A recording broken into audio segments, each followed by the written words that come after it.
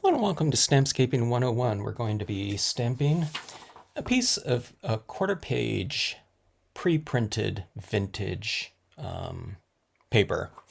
It's very thin, it's not thick cardstock or anything like that. It's been really fun to experiment on because our background's already finished basically. So all we're doing is some impressions and maybe some minor tweaks on it, but these pieces come together really fast, so it's kind of fun to see what works on them and maybe what doesn't work as well. Okay, so these sheets come in 8.5 by 11, and I have just quartered them. They do have a vignette around the perimeter, so we're usually working with one kind of corner on these pieces. When we quarter them down, that's a little bit darker than the others, so you just kind of figure out where you want that darker area to be if you're working in this size. Okay, now I've found that StazOn ink seems to work the best for me. Maybe a Brilliance ink, but kind of the more surface-oriented styles of inks. Experiment around if you get this paper and see what inks are going to give you the best impression quality. Some of the other inks that I did, like my other black inks, stamped out really light, okay? Which you could use to your advantage too. You can have something look kind of lighter and more aged, you know what I mean? But it's preferable if it's kind of by design, of course, and not, oh my gosh, it stamped out so light, what went wrong, type of thing.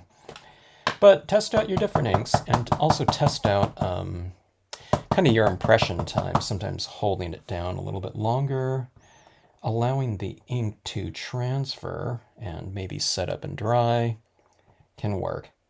On some surfaces, if you leave the StazOn on too long, it's like it's stuck to the paper, like metallic foils or something like that. So you don't treat every ink the same, and you kind of base it off, the different surfaces that you're using it on.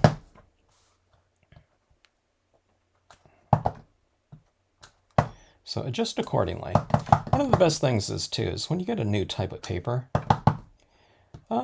test it out. Especially if it's kind of maybe an unconventional stamping surface. You're making impressions on all of these different surfaces. So you kind of want to test them out and see what works best. And, it might not be one type of paper. It might be, multiple types that work really well.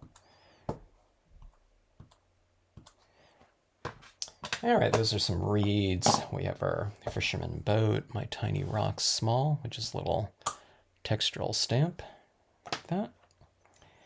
And I'm going to stamp out piece here. It's going to be like a first snowfall of the season type of card.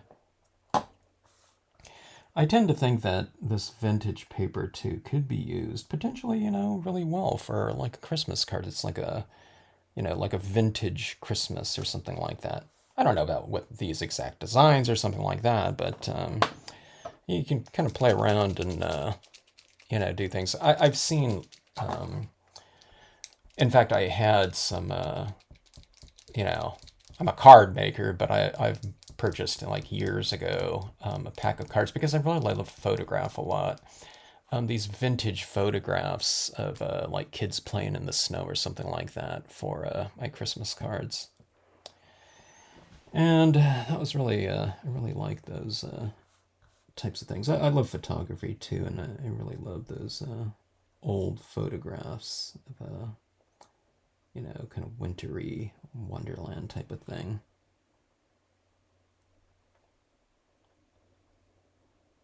Okay, so this is a kind of a beige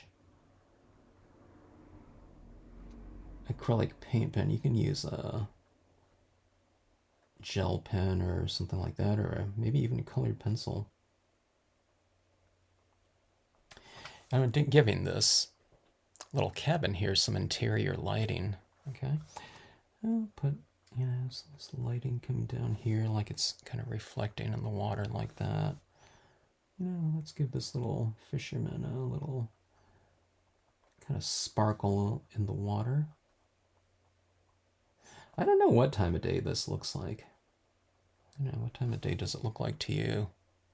I can't tell if it's morning or, you know, dusk or dawn. I can't really tell with these, you know, pre-printed papers like the wood grain one. I mean, it could be daytime, but it also could be nighttime if you did some interior lighting or something like that on it. All right, so I'm going to do a little bit of snowfall here. Let's see, before I do that, I have this little white pencil here. And I'm going to give this rooftop a little bit more highlighting, just to bring it out from the background a touch. And let's see if this even works on here.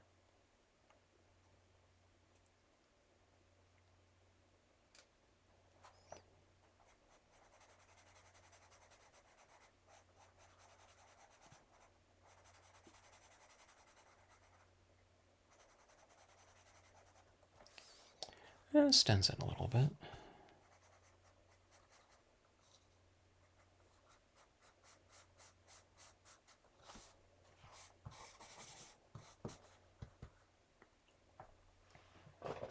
Okay, bleed-proof white splatter painting. Let's give this scene a little bit of a snowfall. Just adding in a little bit of added texture. Get some on your tip right there. Don't get too much though, because you don't really need it on this little quarter-page card. We're just splatter painting some little dots onto the scene. I'm kind of putting some over here because that area is, you know, part of where that vignette is on the masterpiece, you know, that 8.5 by 11. So this puts a little bit of light and texture back into it. I'll just call this like the first snowfall of the season or something like that.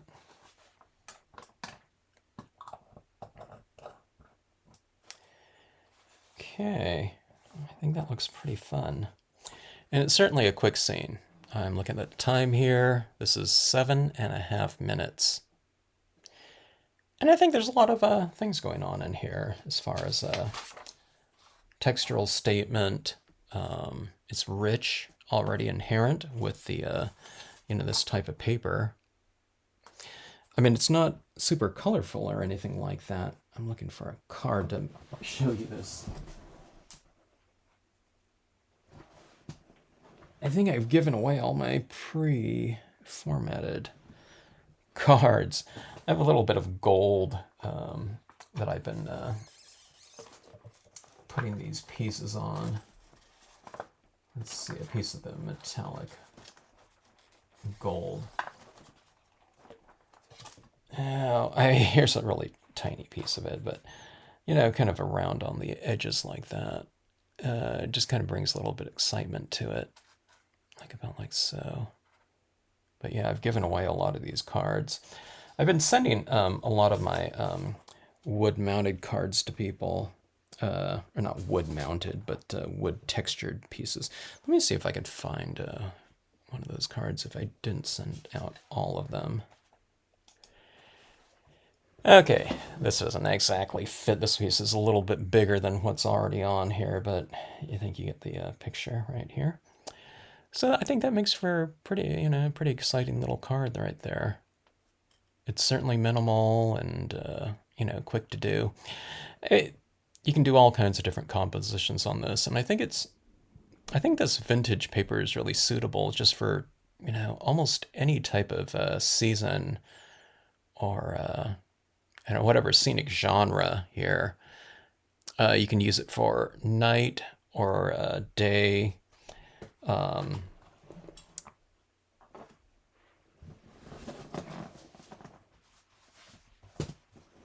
Here's one of my favorite pieces like this, you know, with that, I don't know, is that a sun, you know, up there? Or is it a moon? I don't know. You know, in that vintage paper, you can see the you know, that the vignette around on the edge like that. So I can't tell if that's a setting sun or a rising sun or a rising or setting moon. I don't know. For me, it's I don't know. For me, I guess it's either. So I don't know. There's a lot of different possibilities with this, and I don't know. All quick and easy, and I don't know. They're kind of addictive. So I encourage you to look in your paper supplies if you've been a crafter for a long time. A lot of people are pulling out. Oh, I got a wood grain paper, or I do have something like that, a vintage paper or something of that sort that maybe you haven't been using, or who knows, maybe you bought 15, 20 years ago, 12 by 12 or something like that. I would, suggest you try it out. Especially if it's double-sided, just do some impressions on the back of it and see what works best for you, and think about some sort of a kind of scenic scenario for it.